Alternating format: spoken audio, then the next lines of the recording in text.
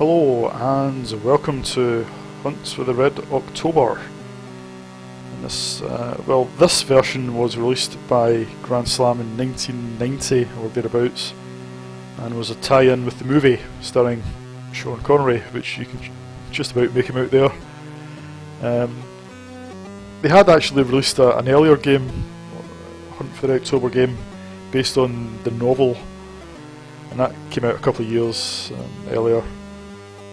And that game received quite a good review in Zap, if I remember. This game didn't review as well. I think Zap gave it around about 40% or something.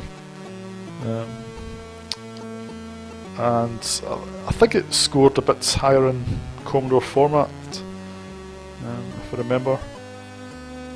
But it's not a game I ever owned back in the day, and in fact I had never played it until about a week ago, or a week or so ago. And you know, I've been playing games, since the early 80s, and there's very few games that I've ever managed to complete on my first go, but this is one of them.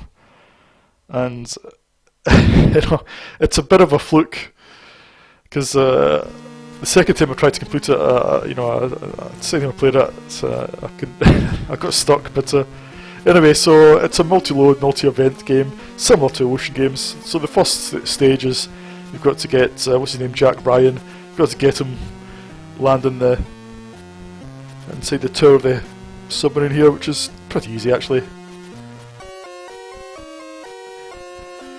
That wasn't too bad, or was it? You managed to make it onto the conning tower but sustained some damage, oh dear. So it wasn't that bad. Yeah, you get more points if you do it better. But, so in between each stage are these tactical screens, which are quite nice actually. They do add a bit to the game.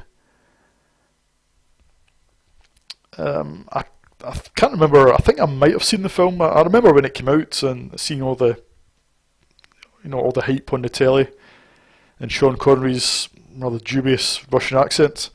But I can't remember if I ever watched the film. Maybe that's a indication of how good it is. I just can't remember. So here we are on to the second stage, which is a horizontally scrolling shoot 'em up.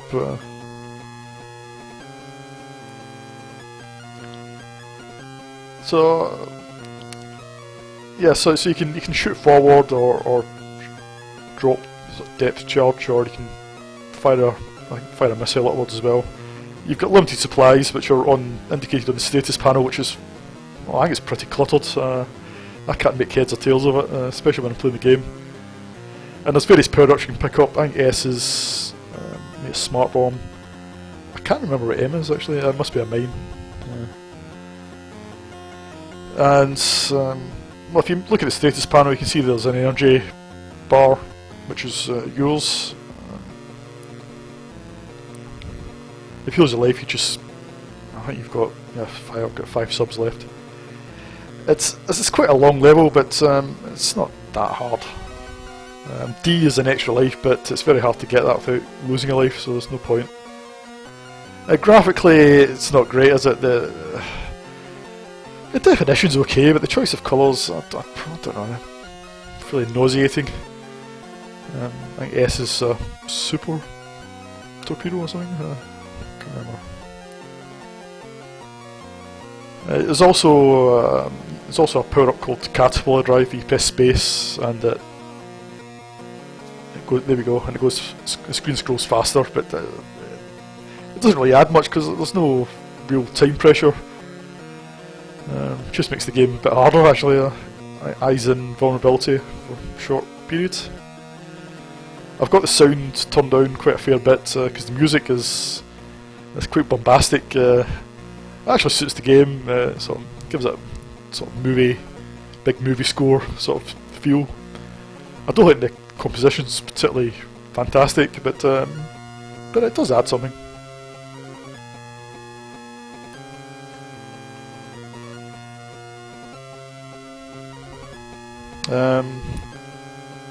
Yeah,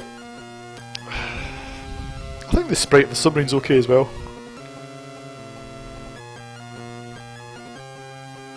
Just this level goes on for quite a while.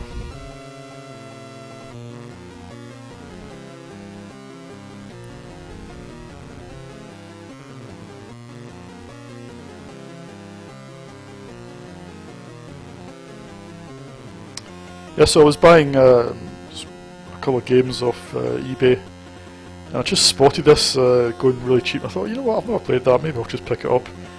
So that's what I did. And then of course, well, it's a cassette version. The Cassette Multiload is, it's not too long, but it's quite sort of frequent because it's got to load in all the in between level screens, and the actual loader that it uses, the loading effect, the graphical effect, is one of the most eye-bleeding I've ever seen in my life. It's horrendous to look at. It's just these really small dots, sort of blue and green dots or something. It's awful. I've never seen it in another game and don't want to see it again. But anyway, so I bought the game quite cheaply and yeah, completed it in my first go.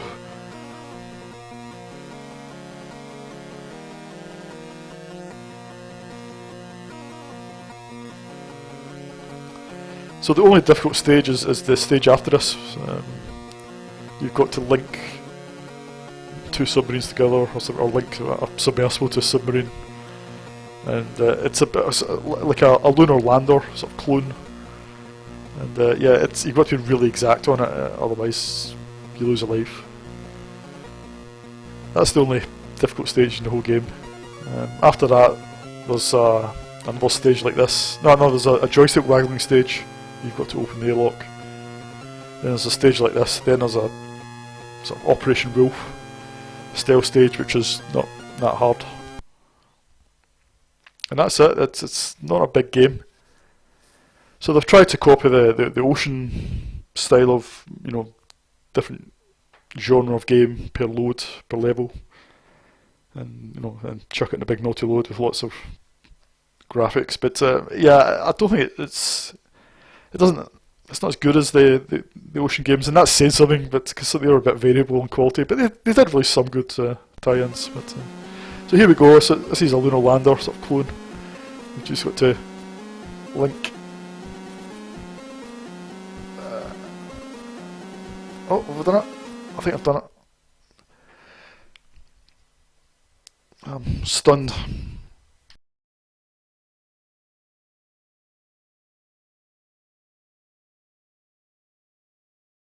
So on to the next event, which is the Airlock Sequence, which I don't know if I can do because I don't actually have a joystick here, but I'll try and waggle the best I can on the keyboards.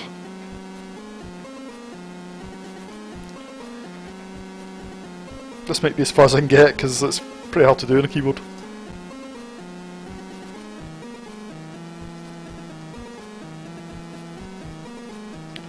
$10 left, can I do it?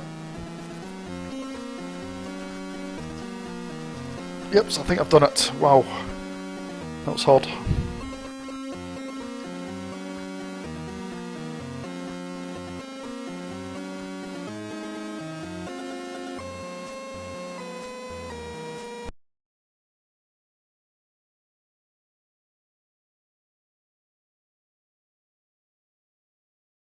Yep, so next tactical screen.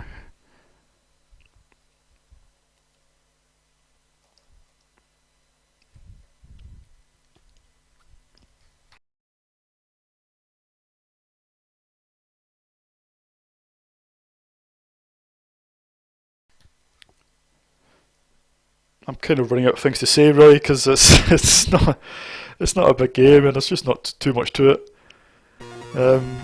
Yeah, so graphically it's alright. I mean, that airlock screen was fine, and you know, even the opening screen was fine. It's not bad graphically. It's fairly so-so. It's competently done, I think. The music, yeah, it's a bit bombastic, but it does suit the game. Apparently, according to the manual, you should be able to turn on the sound effects, but well, the key didn't work for me. And I've tried all the other keys, I just can't get the sound effects to come on. So I'm not convinced they're actually in the game. So sound is alright.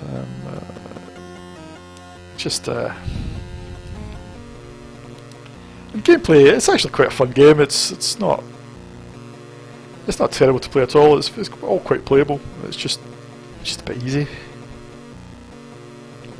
I must try some of the other versions just to see whether they're any more challenging. I'm not sure. I guess there must have been an Amiga version at this point, but I don't know. I'll need to check it out just to see what the graphics would be like.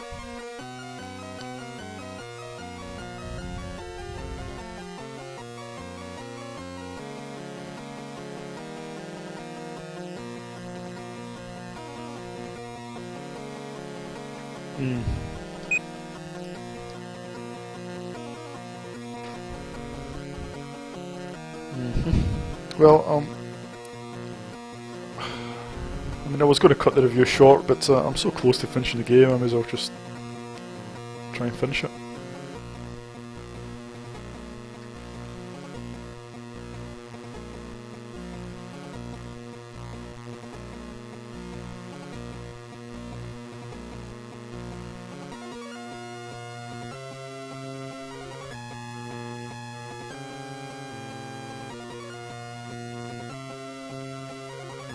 I suppose it would have been nice to have a nice parallax effect or something in the water instead. I mean, that would have been fairly easy to do on the C64 at least.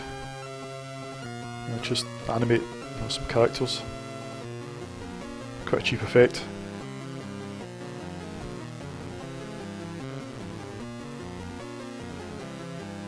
Or even just a colour gradient, you know.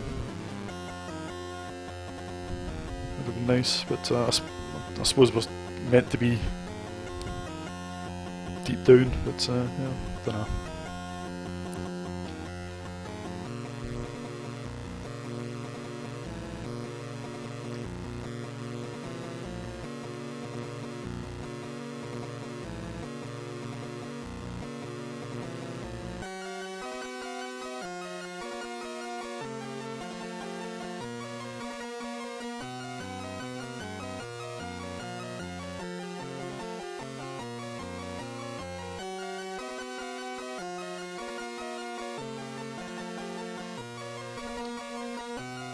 I was almost tempted to pick up the other version of the game, which is more of a tactical game apparently, but I just don't know if I can be bothered playing it.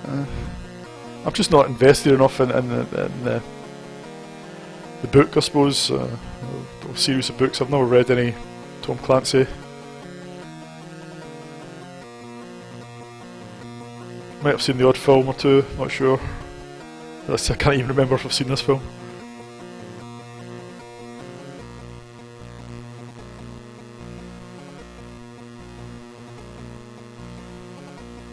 So yeah, if I was more invested, maybe I would think about it, but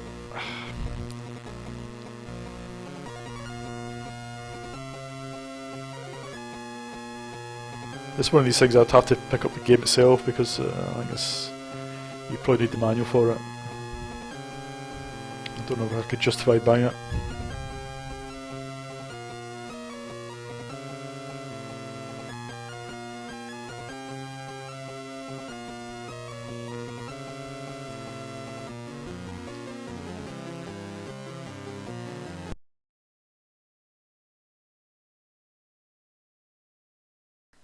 Well, we're on to the last stage. I think the ship's cook.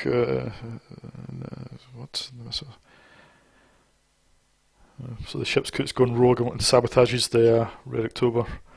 Yeah, so this is the Operation Wolf stage, which is, I'm tempting fate here, but I've managed to complete it the past few times I've seen it. So let's go.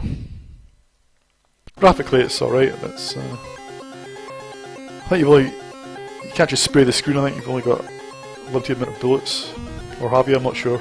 Doesn't really matter. I've almost done it anyway. I think that's it. I mean, you know, if it had been a tight time limit or something, it would have been more challenging, but no.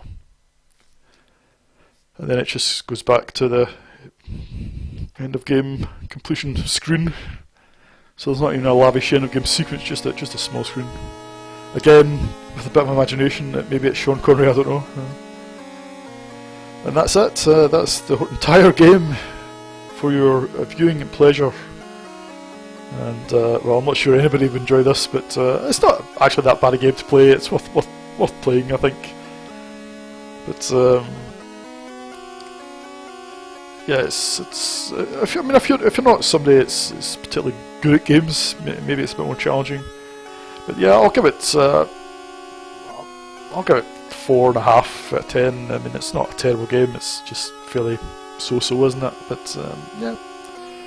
So yep, that's Hunt for Red October, the movie version, and see you in the next video.